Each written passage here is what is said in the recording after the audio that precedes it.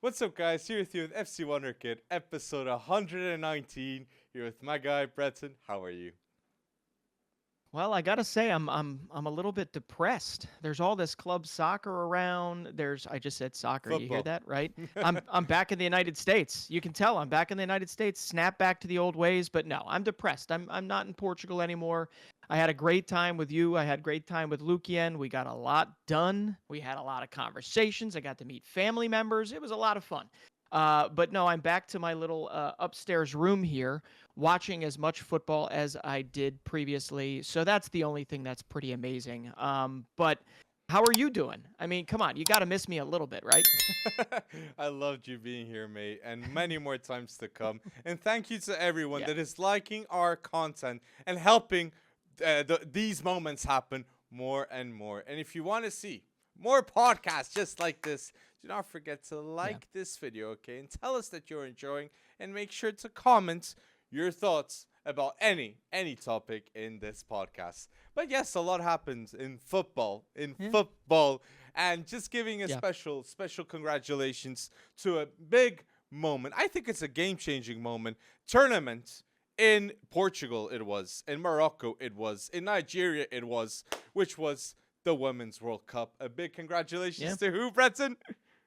We're going to congratulate Spain because this is now, I'm going to say it right now, this women's team is the team to watch from here on out. Ah, And what makes what I know. I think I we can mean, beat them they're one going to day. have you probably could. I just think that this is a big moment.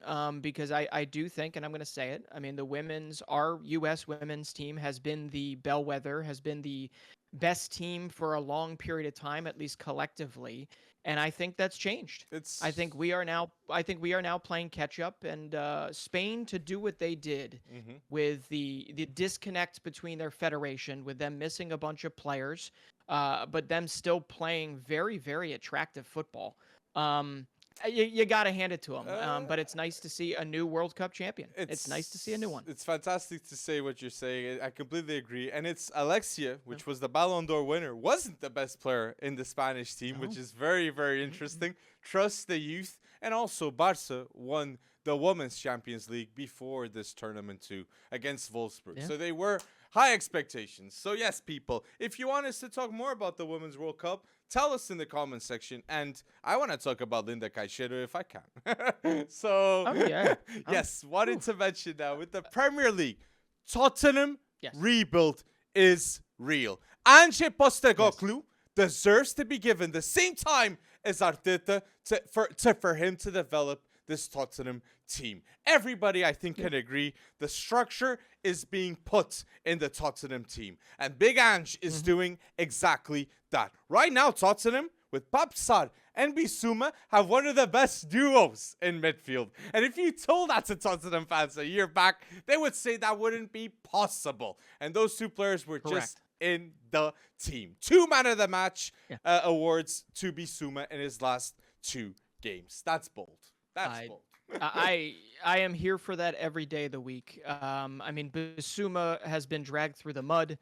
Sar previously, who's still only 20 years old, also dragged through the mud. Was sent about as fast as he got to Spurs. He was sent right back out on loan. To see him, to see the glow up, to see him get his first Premier League goal. Yeah, you got to give it to Big Ange because he's not using the players that I guess one of us would expect in Premier League caliber. And let's be honest, it's still early in the season, but all signs point to a more structured approach, a more team oriented approach. And I think there's one thing that I've often said that, maybe I'm kind of, sugarcoating what we've said in the past, but Harry Kane moving on, while it hurts in the moment, is possibly the best thing that's going to happen to Spurs in the long term. They got to move into a new era, and that's what we saw, and I it was a don't know. big win for them against Manchester United. I don't know if I agree with those terms No, because if they needed a striker though in this game, and I agree true. with you that Tottenham is in a better mentality wise. Maybe I Mm-hmm. feel you. Body wise, body language, the team is more united with Postecoglou Sure. now. But I don't think it's the Harry Kane leaving. I think it's more of the manager. being honest. I think the manager is establishing his philosophy, and I don't think Harry Kane was going against that. But one thing's for sure. If Tottenham do not sign a striker that can score more than 20 Premier League goals, this is all just chit-chat, and they will not be finishing in the top 4 of the Premier League in the next 2 to 3 seasons, regardless of anything. So they need to figure out the striker problem, and I'm dying to see who they will get long term. But one thing too, Ange Postecoglou with Tottenham knows his stars too. Son is a star. Romero is a star. And he's building up. James Maddison big time. Destiny Udogi's looking much better. Bohu. And I was surprised with Vicario. Vicario surprised me in that match against United. And something could be coming up from now this new goalkeeper. So this is what I'm seeing. It's a rebuild, and it's the start of new references at Tottenham. James Maddison, Kulusevski, Udogi, Pedro Porro, Mickey van de Ven, Vicario, all players that are new, and they were needed. You needed new references for this team. And maybe, just maybe, if he's given the time, he will be getting to the top 4 race. But to think he's right now at that point, no. It's not fair to have top 4 expectations right now for Tottenham with the team they have. But big congratulations to Ange Postecoglou. It's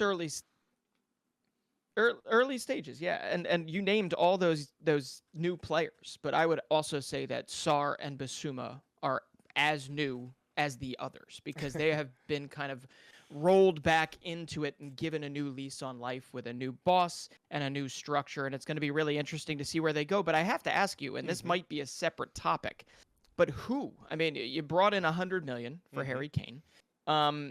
Who would be the best to line up as a replacement? I know we've talked about Santi Jimenez in the past. I know we've talked about, Gift Orban and some others. But if you're going to spend that good chunk of change, I got to ask you from maybe 1 to 10, with 10 being the most likely, what do you think the chances of Spurs landing a 25, 26-year-old Lautaro Martinez would be? If they spend 70 to 80 million for him, then they're quite possibly going to get him. But I don't think that's going to be the case. I think Lautaro wants to stay at Inter. I think for strikers, I think Spurs has to get a striker this summer straight away. And I would have gone for Boniface, that went now to Leverkusen. And if you know, you know. If you know, you know. Tottenham should have got him. But Gift Orban that you mentioned right now for 20 to 30 million is a realistic option to buy. So if I was Tottenham, I would get Gift Orban.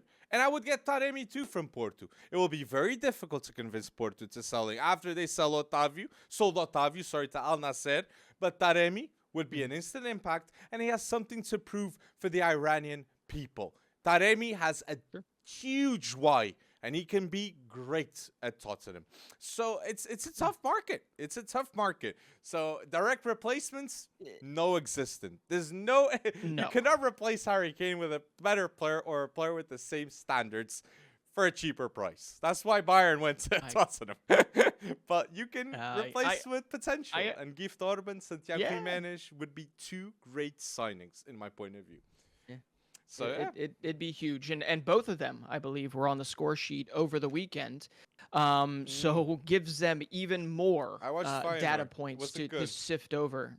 Yeah, no, it wasn't good. But Jimenez was on the board, and even Orban was part of the comeback for Ghent to pull a point out. But listen.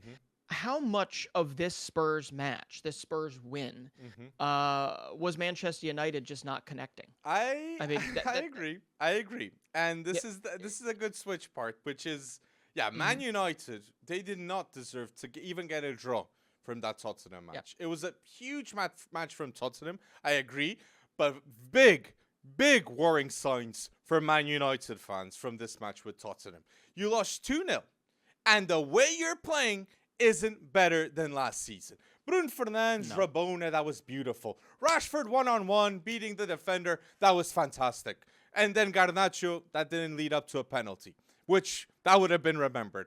But regardless of those moments, Man United, just like they did beforehand in this new Tottenham Stadium, they have to dominate any team that's competing for top 4 against them. And Man United didn't do that. They had their first loss in this new Tottenham stadium over the weekend. I know Erik ten Hag is now getting pressure off for this, but this is happening. Why? Why is Man United in such a bad state right now? Because they have no striker.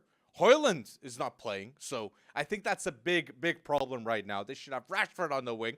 And the second problem is Mason Mount is not playing better than Eriksen last season.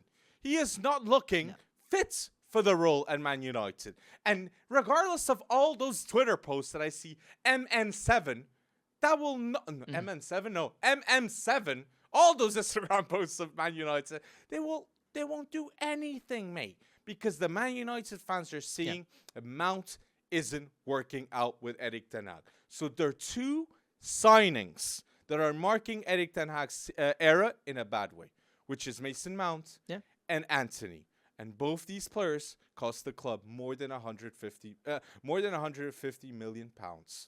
So that's why they're being so judgmental. I get you.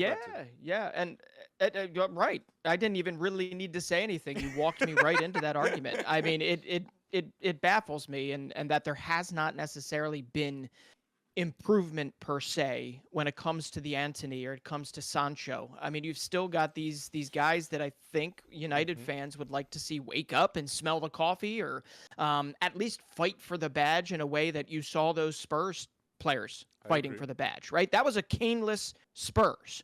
That was a Kane-less Spurs. And you could even argue it was a strikerless Spurs if we looked at what Richarlison was, doing or not doing up there. But when it comes down to everything but finish. I just don't understand. I don't understand. I mean, there have not been very good, great, solid signings from Ten Hag, at least from a development perspective of growing into it. I guess the only one that you could say so far... Yeah. I mean, Casemiro still, per the money spent, Casemiro, I believe, is the best signing that they've got so far. Lisandro Martinez did not look good in this game. I agree. Lisandro Martinez, the butcher for many people, didn't look good with Tottenham. But it's a fact that last season, Casemiro, okay, the red cards wouldn't help, but Casemiro, Lisandro Martinez, all had a positive impact.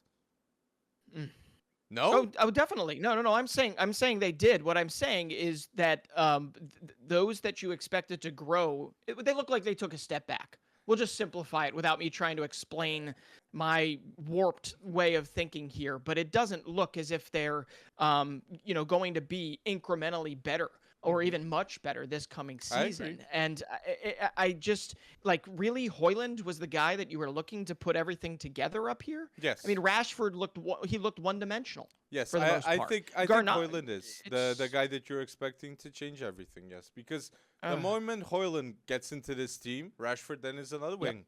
And there's a lot of tasks that you shouldn't just ask Rashford to stay up forwards. And you can say that with Weghorst, Man United were playing better. Because Rashford was playing left wing and playing towards his strengths. And now with Højlund not being there, that can't happen. I'm more talking about, where's Martial? Where's Martial? Right. In a case of any injury of Højlund, it shouldn't be Rashford going striker. It should be the second striker in the team, Martial. So that I would be pointing fingers more at him. And, Mason Mount, mate. Eriksen... makes a huge... The moment Eriksen came on to this game, Man United looked better. Not much better, but better. So that itself is a worrying sign. But I just don't understand how you spend this amount of money and you get so little. Whether it's Mount, and I still think it's too early days to count Mount out. But I'm talking more about the 200 million spent on Sancho and Anthony. Anthony just baffled me from day one, considering 46 goal involvements in 80 or so Ajax appearances. Madueke at Chelsea had 10 less goal involvements, and he cost literally a third of the price. I get you. And he's 2 years younger. I get you. And Anthony, I just think that there's bad business for the most part being done. Now, it's not like they can't do top four. They can't get to top four bad. We obviously saw that last season. That's not an issue. I just don't see how these current signings, except for maybe Onana, incrementally makes them better or makes them better than their standing last season. And as you said in the preview, that it really is all about standing pat. Mm-hmm. Right? It's about not welcoming back, but Champions League football, one, and Mm-hmm. two, standing pat in the table, and that is considered success this season. I guess I expected to see, from a qualitative standpoint, Mm-hmm. from what I'm watching, I expected to see a much more inspired display. And I got to say, even Bruno looked lost. So maybe they'll grow into it. But as of right now, I mean, Ten Hag as, say, a recruiter, I think if we have to pick a negative, right, a big negative on his side of things, it just doesn't seem like that's his It's. strength. I What do don't you think. think? I don't. I think a manager should be working with the board at the same time. And if he's doing all Mm, the transfers by himself, I'm giving him a thumbs up, honestly. Because before Ten Hag, they wouldn't get mm, anything right. And at least right now, they're convincing an Onana. They're getting Lisandro Martinez that worked for one season. But But you're saying more on Eric Ten yeah, Hag. I'm saying more on Mount, mate. I'm saying more on yeah, Mount. It'll always spend on Mason Mount. And if you're spending that on an English international, you're expecting immediate results. And he's not showing anything better that's adding quality to this Man United team. That's why Man I agree. United fans should be putting question marks with that. But with Eric Ten Hag, please, Man United fans, don't go on top of Eric Ten Hag right now. Hoyland is not there. He's still in the middle of a rebuild. Maguire is leaving. McTominay's leaving. Hmm. Aaron Wan-Bissaki's trying to let him go because the law has extended. Bissaka, no. He's trying to convince teams to buy Bissaka so he can sign a Yeah. proper right back. So he's in the middle of a year that he's still improving the team. I think if he's given the same time as Arteta, Man United will be Mm, in a much better spot. Because before Eric Ten Hag arrived at Man United, like they ended sixth. It was their worst points total ever in the history of the club. And yeah, they needed a change. yeah. And this is why he's here. And he's won a trophy and got Champions League football in the meantime. But tell us, what are But you thinking, Man United fans, okay? What do you yeah. think it's Eric Ten Hag's fault? Do you think it's the recruitment of Eric Ten Hag? What is happening? But talking about recruitment with Man United, just ending our minds, Yes. and it's Man United had a chance in the past. Oi, Man United had a chance in the past to recruit a player like Yeah. Haaland with Hmm. with Oli. They had a chance to recruit Guardiol. They had a chance to recruit Caicedo even in the past, Yep. and they didn't. Hmm. They didn't go for them. And even in Kunku when Ralph Ragnick arrived. So True. you need to get to that stage, okay? And And it's unrealistic for Man United fans to have the expectation that they can compete to win the Premier League this season. City's much oof, better. Arsenal's much better. I even dare to oof. say Newcastle is in a better place right now than Man United. Okay? They need Okay. to figure out the Okay. striker, and they must have a better midfield with Eriksen there because Mount is not looking good. Being honest. Yeah. Well, who was it that essentially didn't thought there were too many chefs in the kitchen? Ralph Rangnick needed to go. Who was it that made that decision? That was a Ten Hag led decision. I feel like Rangnick, if he was the one pulling the strings in terms of talent identification, or at least helping Ten Hag in terms of talent identification, they'd already have a center back in beyond Johnny Evans. And now you've got Rafael Varane potentially being chased by Saudi teams. So it's really interesting to me how, if that one, Mm. Rangnick might not have been a manager, but he's certainly, you can't question his ability to identify talent, But right? Long term, he's got Sancho a and Varane long wasn't track him record. though. It wasn't him No, getting no, no, Sancho. no, Like, I understand that, but I mean, they need a new center back, mhm, absolutely, in my opinion. I agree. And yeah, I don't know if Mount would have been a guy that Rangnick decides to bring in. So I just think that Rangnick would have been a nice kind of soundboard for Ten Hag, even if it was a clashing one long term. But Ten Hag likes the control, so I I don't get know it if that's the in one case. sense. He is coaching No, Austria, so like I don't know if okay. it was a mutual. Can be better elsewhere, but tell us, what are you thinking, Yeah. people, about all the Man United gossip with transfers, and what do they need to improve? Oi, but Yeah. it's not just Man United. That game was quite good. I agreed to do an Hmm. analysis, but another team that deserves the spotlight is Brighton. Brighton Oh are God, definitely love it. one of the protagonists of this transfer market this summer. Yeah. Okay, selling Caicedo, and the Mm, way they are playing with their Zerbi is just fantastic to watch. They've sold I mean, Caicedo, but we all know what's hmm coming next. Mitoma, Evan yep, Ferguson, yep. Enciso, all of them. Estupinan, Estúpido. Estupinan. Okay, estúpido. Bart Verbruggen's still on the bench, but we know when he comes up, Mm, he'll be bold. And don't forget, Adingra too. They're all gonna be yeah, selling these players for bold prices. It's just gonna yeah. come. It's just gonna come. You It, know it. it is, but if you asked me where I thought Brighton would be after, okay, 2 match days, but where I thought Brighton would be after 2 match days after they sold hmm uh, Alexis McAllister and Moises Caicedo for 160 million plus euros, top of the table would definitely not have been my pick. Top of the table with as many goals as they've scored. Top of the table for the first time in club history. I would have never, at any point, doesn't even matter, at any point after a game has been played, it is absolutely insane that we are talking about a completely different midfield. And they didn't play Dahoud, who played in the opening day. They played Billy Gilmore this time out. True. I mean, it's really, really impressive that Roberto De Serbi is building a team that has to have these interchangeable parts. It can't just be, or he's already proven that it is not just a Moises Caicedo. It is not just an Alexis McAllister pulling the strings. And I love that just in terms of it's not simple, but I love the in simplicity of thought hmm how it's meant to be a team over one person over one kind of I agree. transfer saga. So I'm really interested to see where it goes. But I think the biggest thing that I get out of Brighton and De hmm Serbi in general is what he does with the players that are the mainstays around it. And I know we've said this in the past, but it bears repeating because Solly March right now, and again, it's 2 match days in, Solly March has been with them through thick and thin. He's only known Brighton, Hove, and Albion, hmm right? He has been with them since 2011, 2013. He made his debut, I believe, and he has been with them, and now he is joint leading scorer after 2 match days in the Premier League with 3 goals, and I believe he even chipped in an assist, hmm right? It is the guys that he is getting out performance from that I am most impressed with. I really, really am. I mean, Adam Webster coming in, John Paul Heck, who No. none of these guys are really going to be talked about as the Well, season progresses. Webster was But 20 it, million.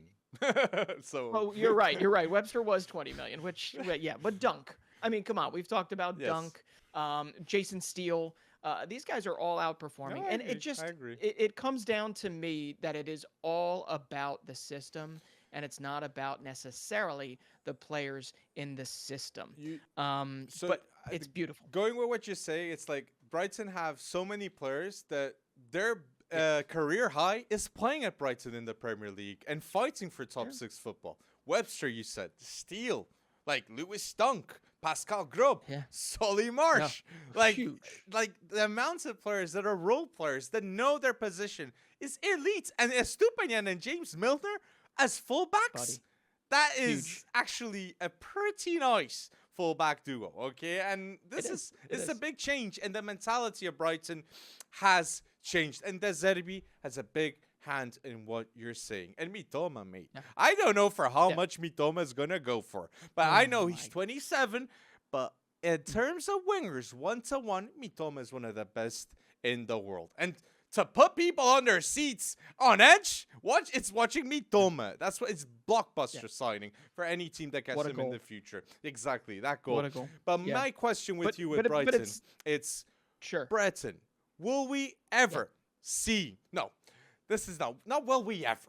In the next three Yeah. to 5 years, will we see Mhm. Brighton in the Champions League, Breton?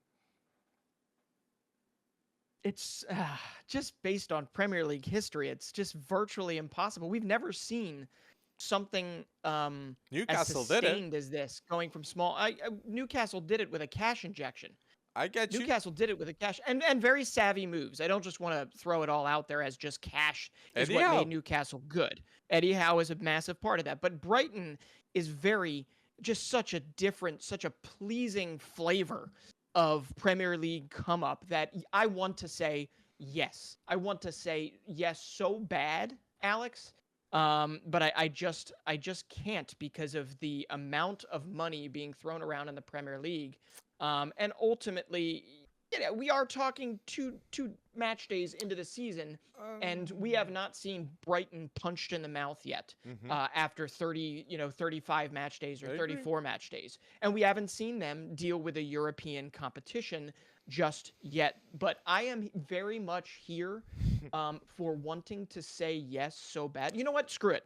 Alex, I'm going to say yes. So what? That Brighton absolutely could get Champions League football in the coming years. Oh, they could. But what it's going Oh, they right, could. What it's going but I'm too cowardly to say that they will. Okay.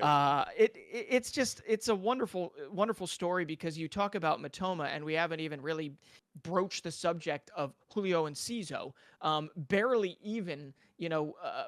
Barely even kind of on his feet in the Premier League yet, up until last season, and his last 3 months were absolutely electrifying. Goal That this of the 19-year-old, season. yeah, and he had 2 assists from each wing, in 5 minutes in this match, and he's 19 years old, and it looks as if he's been in a Premier League team for the last 3 seasons. No, you know, you're and touching good with that. It's true. Julio Enciso it's beautiful. Julio Enciso shows the Mhm. recruitment and the execution of Brighton in the transfer market. The fact that they've Yeah. signed such a young player that is so talented and no Premier League team even had him on watch. That is insane. To Yeah. do that, what he did in 5 minutes, 2 assists, is elite. Well, that's the thing. Elite. I'm going down the list here, Alex, and I got to ask you, out of these 4 players, maybe even 5 players, who's your next $100 million man? Evan Ferguson, Um, striker. oh, well, there Easy you go. one. Didn't even need to list him. Because 18, striker, yeah. he's going to be the icon of Ireland in the next 10 to 20 years. Like, I love it. I'm going with Evan Ferguson. Yeah. I think it's very marketable. Very marketable to get 100 million. I'll go with Enciso just to be different, and the fact that he's 19, and he definitely brings a very odd skill set to the game, right? Mm-hmm. Ferguson's an out-and-out striker, but Enciso can play out and out, but he's also behind the striker. He can be an architect. Mm-hmm. There's a lot of really good to his game. I think the only worry you can throw out there that Ferguson does not have the problem with is size in the Premier League. Nobody's basically giving him the old Roy Keane welcome. But when it comes down to it, I mean, here's your weekly reminder that this is Brighton's transfer policy in a nutshell. And I know most of you that listen to us more often than not, you've heard this before. But here's your weekly reminder that Mark Cucurella was considered a absolute necessity for the way Brighton plays previously. With Potter. They sold him off under Potter, you're right, but they sold him off and they netted 50 million plus in a transfer profit. And on top of that, we all can agree they brought in a better left back.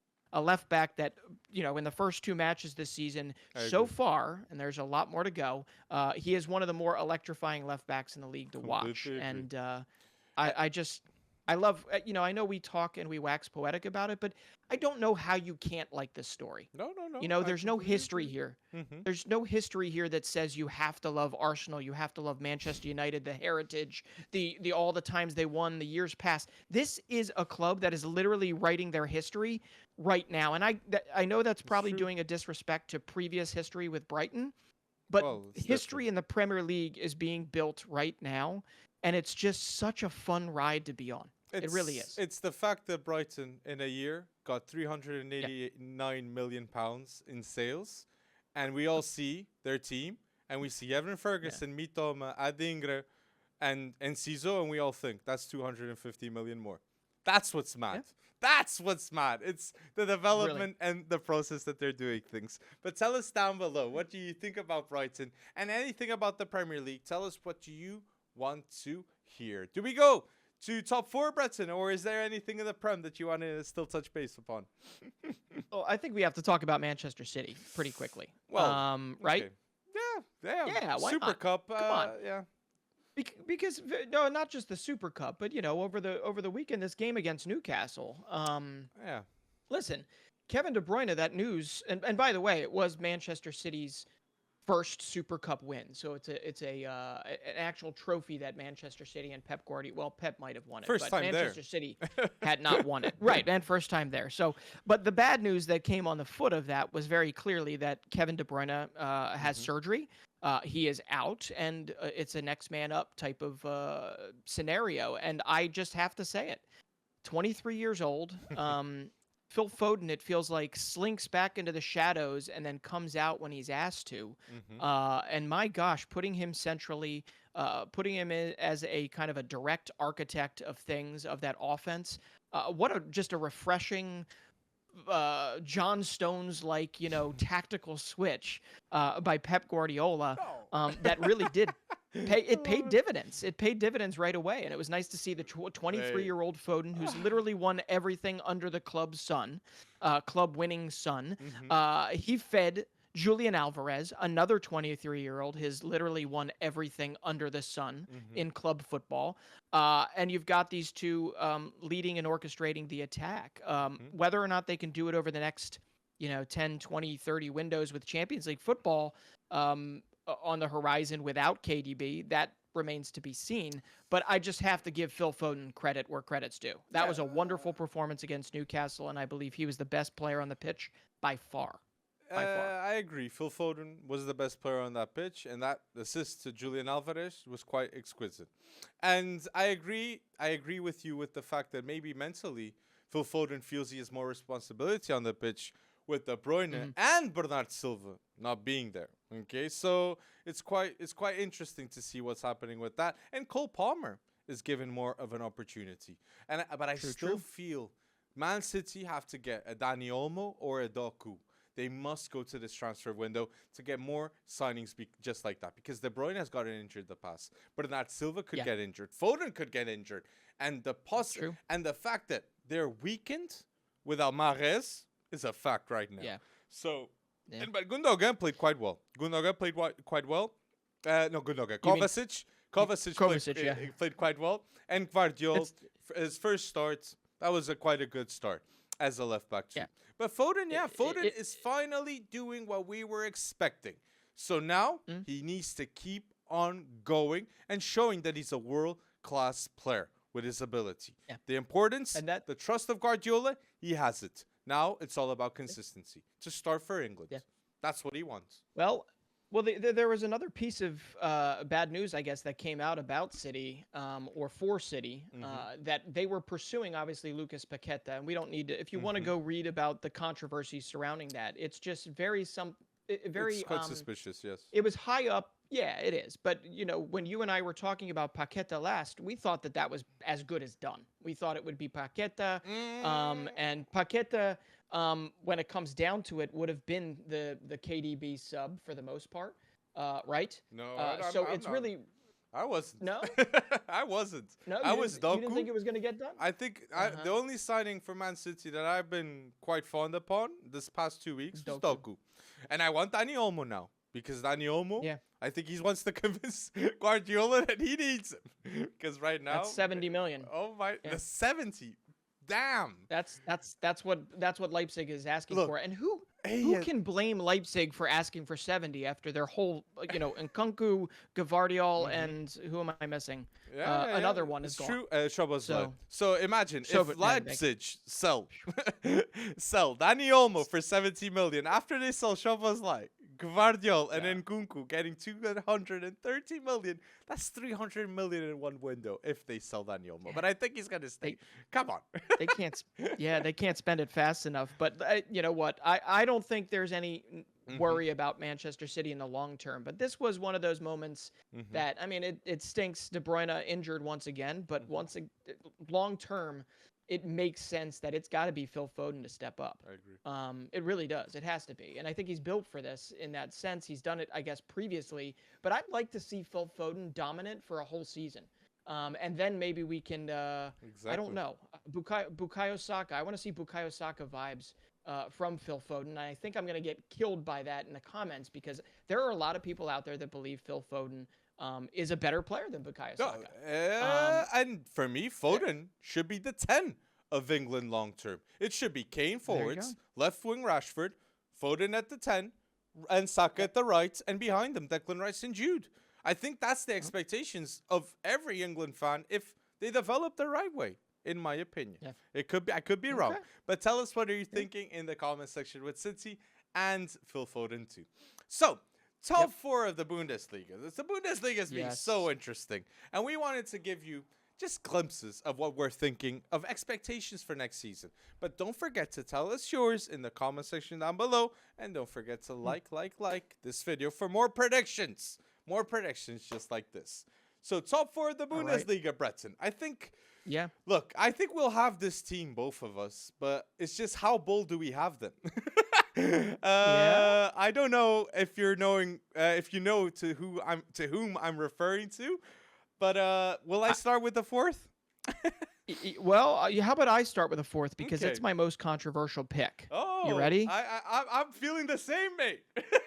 Oh, really? Okay. Well, my fourth place right now is actually Borussia Dortmund. Mate, you're putting Leverkusen third? I'm putting Leverkusen second. Oh, I'm with you with Leipzig and Leverkusen second and third to Dortmund fourth.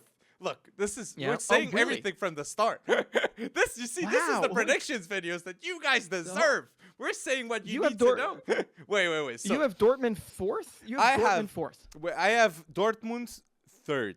I have Dortmund third. Oh, okay. I just wanted to I mean, listen, I like Sebastian Haller is going to score a lot of goals this year. I don't think we're going to argue that. It's just whether or not he gets injured or goes from there. It really comes down for Dortmund to do what they did again last season amidst a very vulnerable looking Bayern Munich, have it slip away. It comes down to whether or not there's strength to Daniel Malen, to Karim Adeyemi, to Yusufa Moukoko, who we haven't really seen take a big step up since being kind of melded into this 11 or this 18, I should say. But like, come on. Jude Bellingham leaves and they bring in Marcel Sabitzer. Okay. Rafael Guerrero leaves and they bring in Ben Sebaini, which these are okay, good Bundesliga signings, right? For sure. But it's not like what we have grown used to from the Dortmund always scouting the next thing up. I don't know if this is a sea change that's happening. I don't know if the loss of Jude Bellingham hurts them just mentally too, because of how big he was in that squad, which we're seeing now, considering how quickly he's become one of the best players on Real Madrid. But it is something that I'm bummed about, and it is something that I think is more of an uncertainty than it is a certainty moving forward for Dortmund. They're getting away from their strengths, and I'd like to see them get back to that, which is talent identification and giving chances to young players, some of the best young players in the world. So fourth place it is until they prove to me that they are back to that. I don't want to be. I think you went very well with some of these points. I like Terzic, but I agree with you. The signings that they did, I had higher expectations too. They let go of Jude Bellingham, and now the midfield is Emre Can, which is the captain, with Sabitzer. And in front of him, you have Malen, Reus, and then you have Sebastian Haller to forwards and Julian Brandt at the left wing. Is this a team to beat Bayern Munich? No. Is this a team to beat Leverkusen and Leipzig? Maybe. And the fact that it's a maybe is bad for Dortmund. I'm here with the third and the fourth. Switched. I don't really want to say that they're going to be finishing third or fifth. But since you went with Dortmund going fourth, I'll go with them third. And the team I believe that will be finishing fourth is Bayer Leverkusen. I think they're going to be much, much better than last season, at the beginning of last season. And why? Xabi Alonso. Xabi Alonso has extended 2 years with this Leverkusen team. Xabi Alonso has convinced Grimaldo to come. He signed Boniface, that Boniface is going to be one of the best strikers in the Bundesliga. Everything has been doing with this team. He's improved Leverkusen. So I totally believe they'll be getting to Champions League football with this team. And once again, I'll state this big time. Leverkusen has a top 10 duos. Right. Leverkusen has a top 10 duo of fullbacks for a 3 center-back system with Jeremy Frimpong that is mad, Mhm. mad that he's still at Leverkusen, and now Grimaldo that they've signed from Benfica. He was 7 years at Benfica. So he's now with Xabi Alonso at Leverkusen. Very changed team. Palacios, Xhaka, Florian Wirtz. A full season of Florian Wirtz, people, is a player to go to Man City next season, no doubt, and convinced. Because in a short period of time that he played last season, he had 1 goal and 6 assists. I can guarantee you he'll have triple the assists and 20 times the goals, maybe. If it goes right. Imagine 20 goals. That would be mad. But 10 goals, I believe he can get to that. Okay? So just the goal involvements, he's going to triple them. I just wanted to say it like that. So, but you think if Leipzig is your second, you think that Leverkusen and Leipzig are still very, very close in the table. Very close. Second, third, and fourth. So I think it's going to be the first is going to be very first, and the second, third, and fourth will be fighting between each other. Yes. Well, I'm with you. And I think, obviously, you have to consider Leipzig has already been rated for their best players, and they're playing catch-up. They can't spend their money fast enough, and they haven't found a way to do so just yet. Luckily, they got ahead of it, but those players are going to take time. I think it's the same thing with Leverkusen. I think maybe in the winter window, you're going to see some of these. I mean, nobody has stopped looking at Frimpong. Let's just get that out there, because Frimpong is definitely seen as somebody that could slot in right away for a lot of teams that are considered stronger than Leverkusen. I think the big thing for me and why I've got Leverkusen in second is they need guys like Granit Xhaka and Jonas Hoffmann, the veteran presence that they brought in to kind of not babysit, but definitely be the glue, the Bundesliga glue to the rest of these young guys.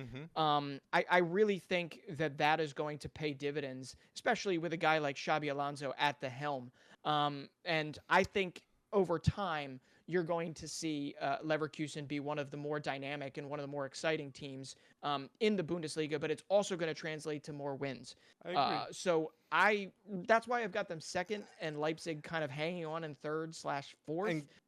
And going with what you said too, Boniface, no joke, could be the second best striker in the Bundesliga behind Kane if it goes right for him this season. The finishing, the technique, the power of Boniface is just different. This is a player that Leverkusen could be selling for like 80 to 100 million in today's market. In today's market, he's still young, Breton. If we see those Osimhen numbers, I wouldn't be shocked for one day Boniface numbers, okay? Because that game against Leipzig, he was incredible. Okay, 3-2. But, okay, I said Dortmund fourth, Leverkusen third. I go second Leipzig, though. I believe this Leipzig team is different in structure, and now they're just looking much better. I see a lot of new references in this club. I know Gvardiol and Kunku, Szoboszlai have all left, but I think Dani Olmo will stay. I think Seifeld, great signing, will be very important. Simakan, very important center back too. They've signed Lukeba, and then you have Xavi Simons, Fabio Carvalho, all players that want to be much, much better than last season for their given clubs. Just prove that they're much better, especially Xavi Simons. So I'm just positive with the decision making from the top. And I really believe that even the signings that they've gotten, with Openda too, sorry, I can't forget Openda, will be a very big plus. So, yeah, I'll go with Leipzig at second, third. Let's just say, I agree with a lot of what you say, but I think there's a lot of variability there because I'm not incredibly excited about that defense.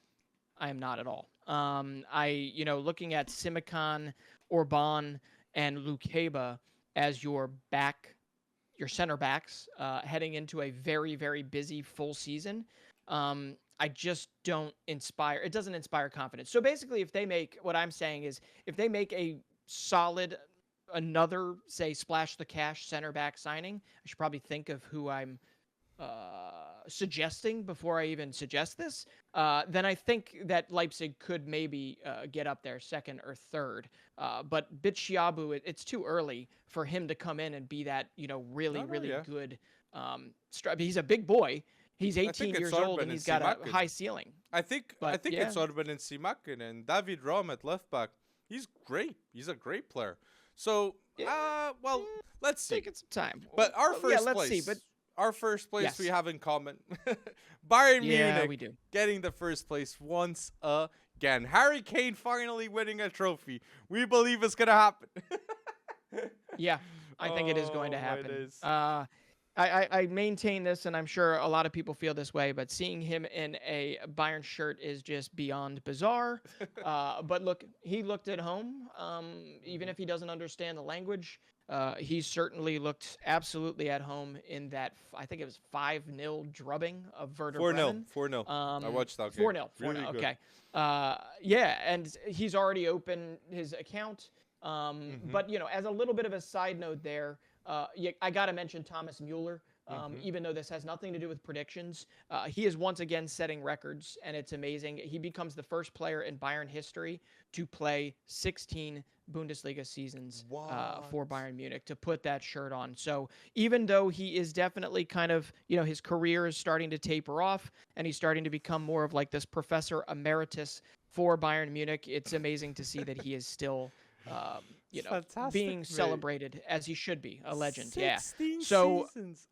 That's mad. That's mad. it is. It is. And I got to say, I know we've said this previously, but Harry Kane is the exact perfect striker that they need to continue their long reign at the top. And to play with Alphonso Davies.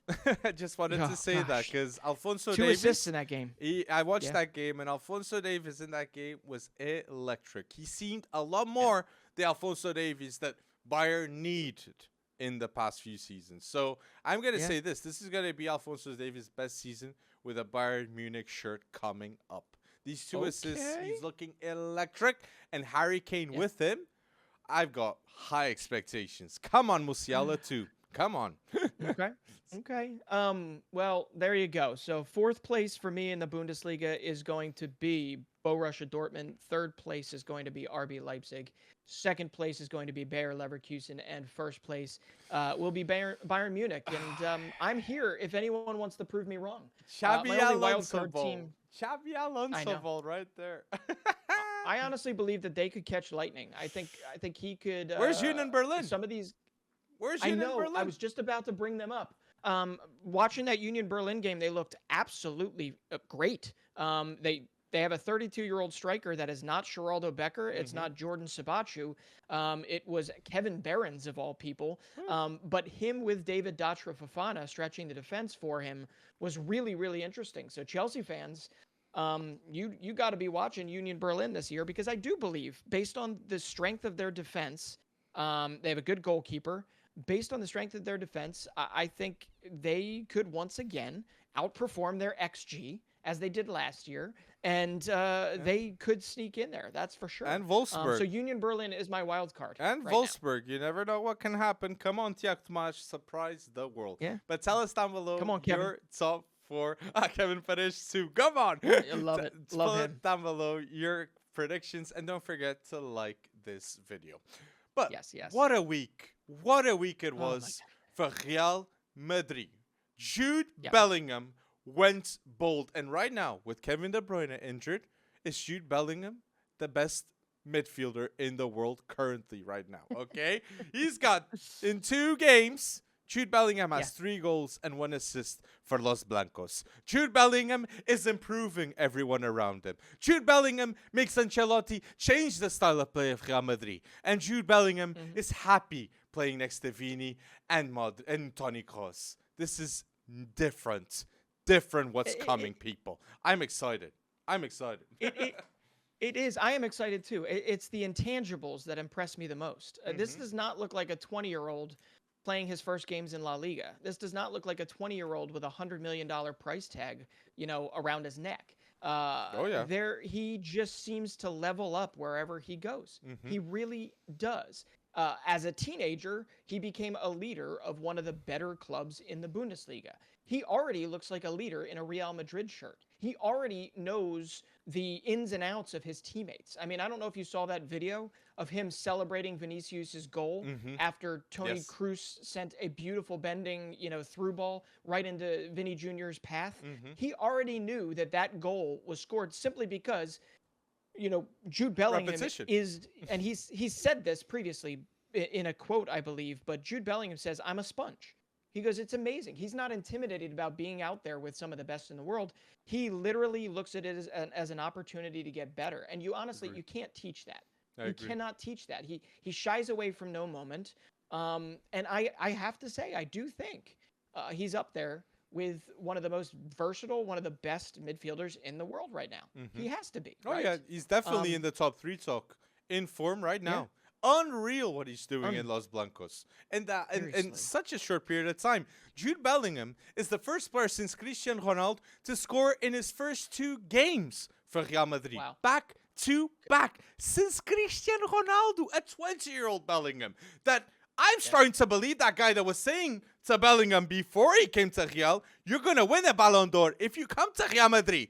That guy convinced Bellingham, and he was right in terms of potential because he's looking really good, Bellingham, and I completely agree. A big reasoning towards Bellingham looking so good and being so much of a big impact in such a short period of time is because he's learning from Modric and Kroos. Completely agree. And I wanted to say on Real Madrid's side, it's disrespectful that Vinicius Jr. keeps getting this. It's disrespectful that Vinicius Jr. isn't in the top 10 list of the UEFA best players last season. This is mad that UEFA have picked ahead of Vinicius, Jesus Navas, Oh, McAllister. come on. They have picked these players, Brozovic, and I gotta check just to see the last name, and it's Declan Rice. All these Oh, players have been picked ahead of Vinicius Jr. with quality. That is mad. How can you do that to such a talented individual? Like what? yeah. If you're that's sad. I mean, if you're going to do that, you have to release. I need at least 50 pages on Why? why, Exactly. because that's it is. I agree. It's Brozovic, disrespectful to like he I, was yeah. good I don't. for in the World Cup in a FIFA tournament. Okay, for Inter Right. he was good too in the UEFA Champions League. No, it's true, he was. I can't be Yeah. dissing here. But Declan Rice for the Conference League. So you mean to say what Declan Rice did in the Conference League, winning the Conference League, which was fantastic, West Ham history was bold, is better than what Vinicius Jr. has been doing for Real Madrid? That's No comparison. no comparison. Not even in the slightest. And it is Can't that's happen. absolute.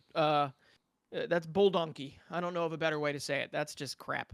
UEFA, man. But once again, I'm pretty sure Vinny will shush the haters at some point in the very near future. But hey, this Real Madrid, I cannot wait. We've said it before, but El Clasico comes around, and seeing Jude Bellingham in El Clasico with such an advanced role, with such a different style than what we've seen Real Madrid play in. I'm here for it, and I'm excited, and Please I'm bring excited to Mbappe. see. Unfortunately, we're filming this before Barca plays, but I hope Barca has a response here. I hope Gavi and Pedri, the guys right around Jude Bellingham's age, throw in a hat trick or something to make things really I get interesting, you. because it's going to be a hell of a battle in La Liga this season, for It's sure. Bellingham. For sure. Bellingham this season is the start of the season is putting everyone on edge with the best midfield in the Yes. world talk. Because now the best midfield in the world talk with Bellingham playing like this is Real Madrid. Camavinga, He's Fede Valverde, Yeah. Toni Kroos, Modric, Tchouaméni. Like the options are insane. Yeah. Insane.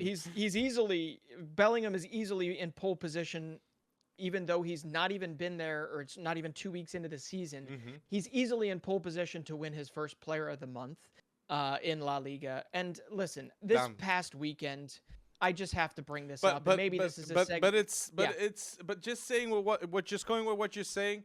Tell us. Yeah. Do you believe that Real Madrid are going to go bold at the Champions League? Do you believe that Mbappe will get done? Tell us in Yeah, the comment yeah. section, and don't forget to like for more Real Madrid content, saying that you want it. Mm. But this week, what happened? Something mad, right, Well, Brenton?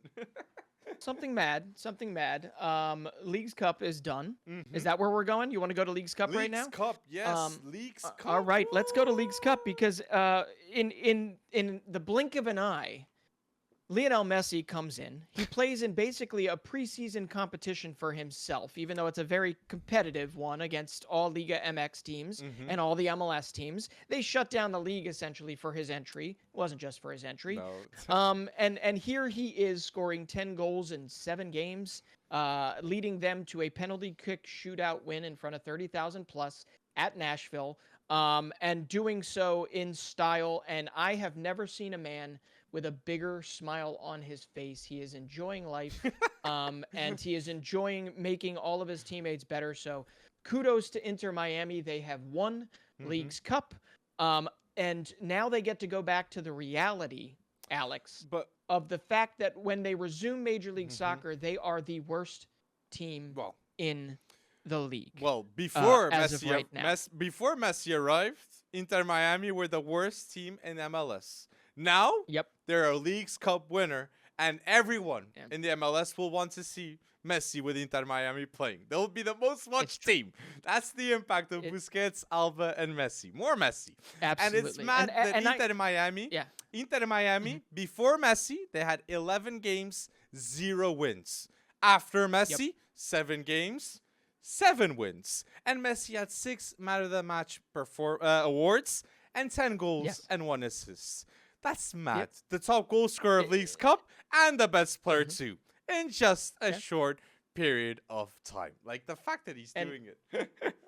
It's true. I mean, come on. David Beckham was in tears after this thing, because it means that much. I don't think people realize Inter Miami is not an old team. It has not been around that long. It's a new club. This is their first trophy. And they have had, if you look at the very short history of Inter Miami, it has been tumultuous at best because they were bringing in players left and right, and they had some sanctions slapped against them, which, believe it or not, allowed them to focus on the long-term nature of bringing in who? Messi. Of bringing in Leo Messi, and they've done everything they can to make Messi as successful as possible, bringing in a guy like Jordi Alba, who is not there to sit on the bench or collect a paycheck as much as he was a flippin' lightning rod in those late stages of the games in Busquets. Once again, you don't talk about him because Messi is scoring goals and whatnot, but Busquets was very clearly one of the better midfielders, or the best midfielder in all of League's Cup. But you brought up the wins, right? Just the goals scored. Okay, just the goals scored in 22 games previous to Messi. Inter Miami scored 22 goals, averaging 1 a game. In these last 7 games that they've won every one of, they have scored 22 goals. So it's taken them a third of the time to be, as on point to feel. They still have a ways to go to be able to win MLS Cup. But my goodness, I might have to walk back my assumption that maybe MLS would be too hard for Lionel Messi to rally around people. I still venture that it's going to be tougher than most people are giving it credit for. League's Cup is very different. Well, what do you mean is new. Tougher than people think it's going to be? Well, I think Messi will get to the playoffs with Inter Miami, right? They have 12 games to do so. I am will certainly, they get there? with how Yes, I believe that they will get there because with how forgiving the playoffs are. And my question is, so you agree with me that Messi will get to the playoffs of the MLS Cup. So now my question is, who can possibly eliminate Inter Miami in the MLS Cup? Well, no one. Well, no. Dallas came close. Nashville came close. It can certainly be done. I believe it can be done. Their defense is still not very good. But yes, if you have Messi on point, I mean, Messi, we basically gifted Messi his goals versus, my team, Philadelphia, who, by the way, ended up punching above their weight and finishing third out of all these 47 teams. So I'm pretty happy about it. We're in the Champions Cup along with Lionel Messi and Nashville, or Inter Miami and Nashville. But I have to say, there are definitely teams in MLS that can beat Inter Miami. I want to see There are definitely teams. I want to see And LAFC is going to be one of them. And it will be very, very interesting to see them against them. But they did not dominate Nashville. They won on PKs. I agree. They won on penalty kicks. I agree, but how can they dominate if they were the worst team before Messi arrived? I think just Messi arriving makes him better than the other team. Oh, maybe not by a big stretch, but by a little Hmm. stretch, is it already enough? I think. But I agree Yeah. with where you're coming from. But just from Yeah. what I'm seeing right now, just with Busquets and Alba, with Messi, I already say Yeah. that they're the best team in the MLS. I can't even imagine with 2 or 3 more signings, they're gonna be True. like ridiculous. They're gonna win everything in the MLS. So in Yeah. terms of competition, it puts me a bit as a person looking from Europe outside to the MLS. It tells me that the Hmm. level of the competition isn't where I thought it was. Maybe you know what I mean. I thought Philly would be much Interesting. harder for Lionel Messi than it was, Uh, and watch that game again. That was not. That was us giving too much a respect. lot of More space, so. a lot of Yeah, space, exactly, so much exactly. space to And Messi. they'll learn. They'll learn. Nobody has gone up to Messi yet, and I'm not calling for this in any way, shape, or form. But Hmm. nobody has gone up and given a big physical welcome to Lionel Messi yet. I think The they League's tried. Cup is going to be different than MLS regular season. The League's Cup is going to Hmm. be very different than MLS playoffs. Okay. I'm not saying Lionel Messi can't run a train on MLS and in the playoffs, but what I am saying is I fully expect MLS defenses to learn from this and to grow and to Okay. try and actually contain in some ridiculous capacity the Lionel Messi, I right? get Now you. the most decorated Lionel Messi, now the most decorated player on the planet with his Facts. 44th trophy, Unreal. 44th And to title do in it with almost 2 Inter decades.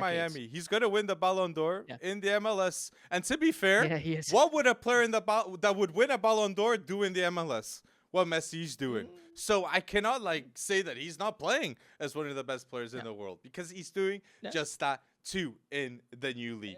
And Saying with what you said to just with most decorated yeah, player, yeah. and it's inevitable. I just wanted to say Messi just arrived in the Uh-huh. US. He wins a trophy, the first trophy of Inter Miami in a League's Cup.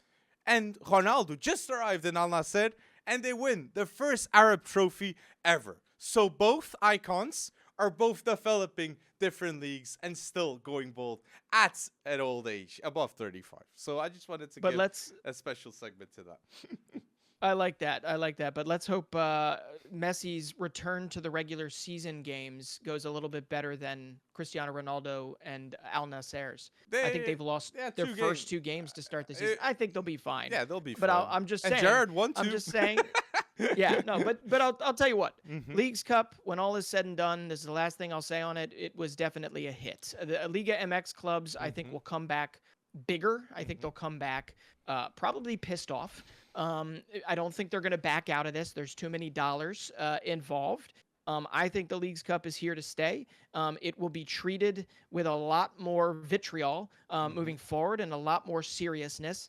And I'm going to tell you right now, I'm proud of the Philadelphia Union, what they did, because I don't think people realize the Philadelphia Union for the last 2-3 years they've been punching above their weight in terms of how much they spend. The most they have ever spent on a player is 3 million. 3 million. That's it, Nice. right? And they consistently are in the bottom quarter of spenders in I the get you. league. And right now, they in this version of MLS, and they're going to have to level up in the future thanks to Messi's arrival. Hmm. So don't get me wrong there. They have done what I can only dream of in terms of watching my hometown club get it done. I wish they Oh, would have had a better showing and against sold Brendan Messi, but something Aronson. tells me, You sold Brendan yeah. Aronson in the past, Oh so you're my gosh, developing talent. we sell everybody. That's the issue. We well, sell everybody. well, Mackenzie, Aronson, you name it, they're gone. Gazdag and Wagner and Carranza are probably going to go too in the future. But listen, this is if you think Messi is now and Inter Miami is now the best team in the league. hmm My guess is that is a siren call. That is a call to arms for the rest of MLS teams. And this is exactly what Major League Soccer I love wanted. it. A call to They want arms. Messi to exactly. They want Messi to ignite the spending and the worldwide reputation and the intrigue and interest around it. It's not there yet from a competitive standpoint, but my guess is that it will be in the future, and we will be looking at Messi as that reason for I why hope it so. will be in the I future. hope so. But So, the way I'm seeing yeah. is Miami's getting much stronger, and the rest are still, still trying to cope with it. But wanted to give my last shout out to Drake Callender.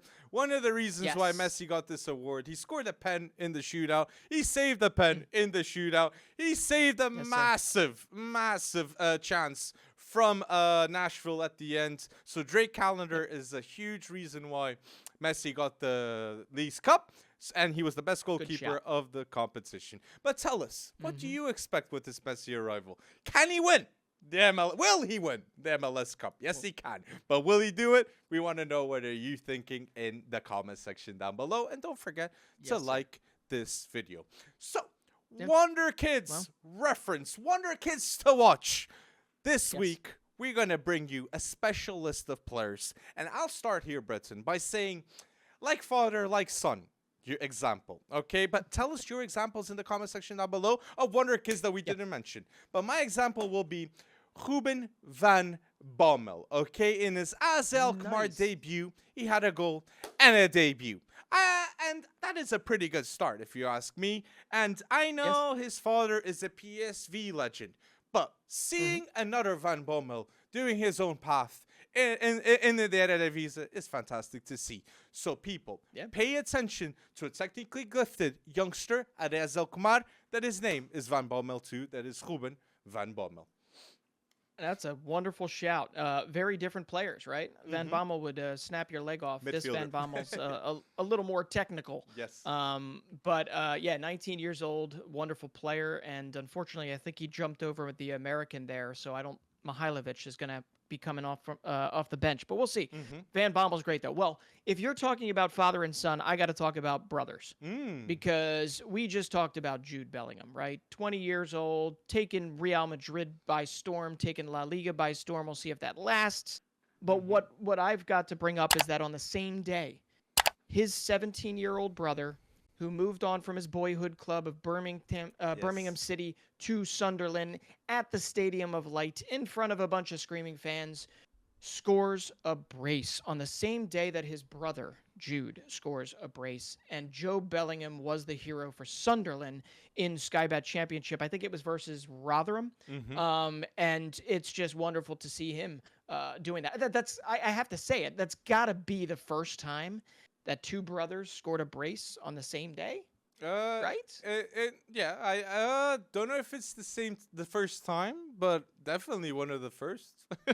I mean, if we have any historians out there that can actually do that digging for us, that'd be wonderful because I think it's got to be one of the first, and even better, I believe both of them scored a right-footed goal, and both of them also scored a header. So they both scored very similar style types of goals. But listen, Jude Bellingham is one, I think, if you look at Job from afar, you're like, holy crap, that's Jude. Right? Oh, Taller, wirier, just but different position. they play different positions. That's the biggest difference. But if you don't know Jude Bellingham for some reason, 17 years old, he's playing for Sunderland, FC Wonderkid, basically in the championship. Watch out for Jude because he's going to be rising, I'd imagine, from here on out after this brace. And I wanted to give what Jude Bellingham, fantastic reference, okay? And Jude Bellingham arrives to Sunderland for a £3 million fee, and he's replacing Amad Diallo. Amad Diallo, that is one of the star boys of Man United's academy, that was so impressive with a Sunderland shirt.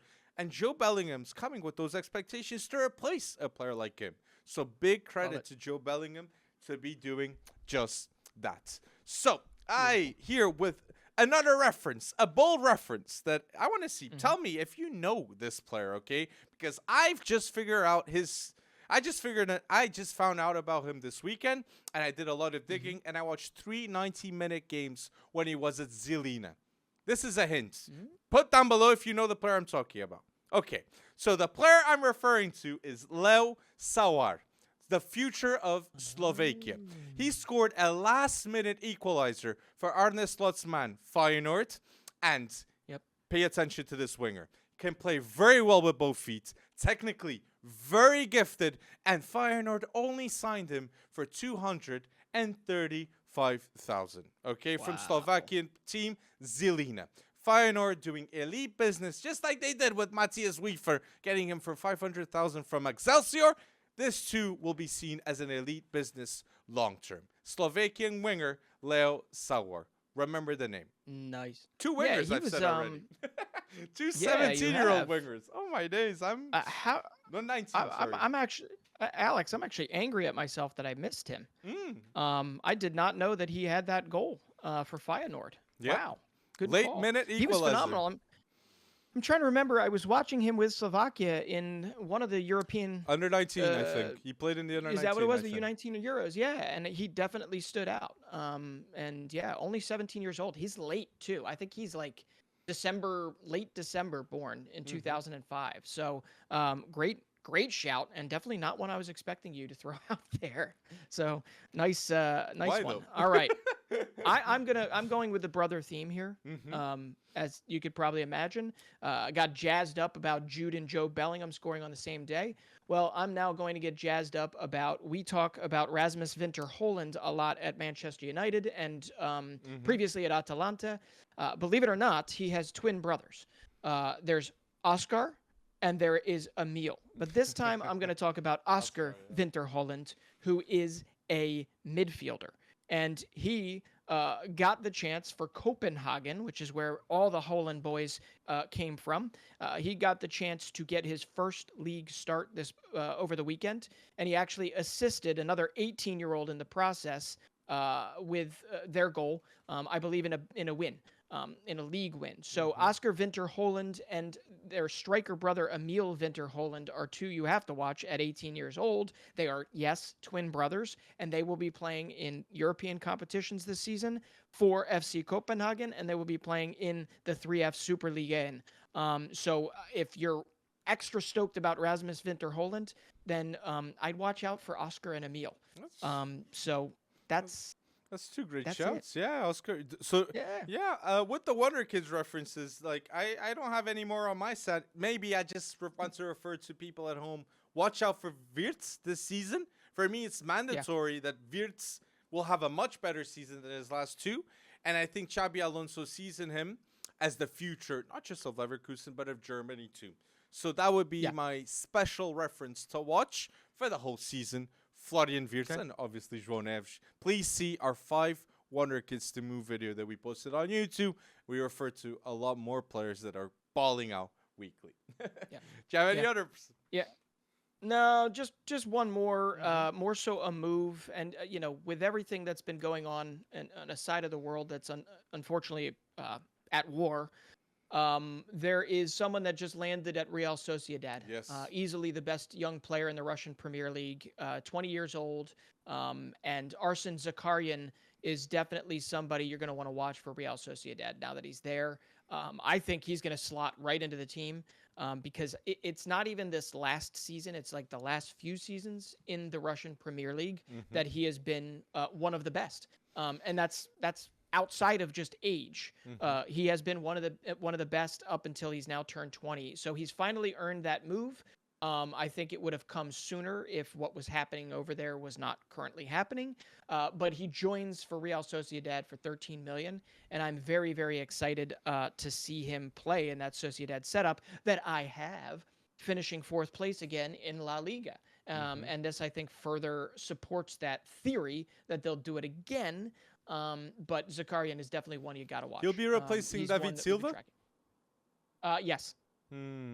Yes. They needed that. Yeah. Quite a big retirement. Shoes. Big shoes to fill. Exactly. And a retirement that we weren't expecting. So he'll be playing next to Takefusa Kubo and Oyarzabal. Yes, he will. Real Sociedad, they have a really nice team. Really nice team.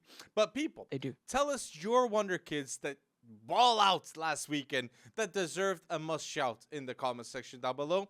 And for more Wonder Kid reference videos, like this video so we know that you want on a weekly basis videos just like this. If you're listening until now to episode 119, thank you so much for going bold in another video. Like this video, comment down below your thoughts, and yes, people, thank you for going bold on another week.